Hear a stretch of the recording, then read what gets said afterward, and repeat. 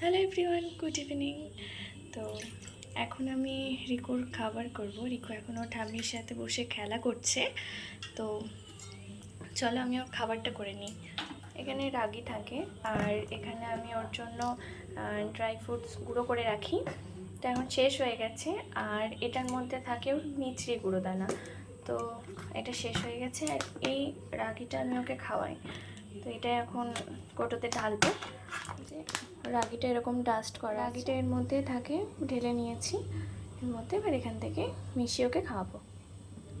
এই যে এখানে দুধ গরম হচ্ছে, এবার আমি এখানে 1 চামচ রাগি দেব।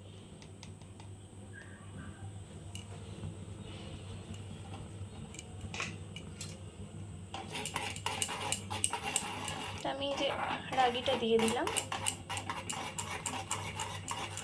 এর মধ্যে আমি 1 চামচ ড্রাই ফ্রুট মিশিয়ে দিয়ে রাগিটা হয়ে গেছে। এই যে এরকম হয় দেখতে রাগিটা। এই যে আরও এরকম লিকুইড হয়।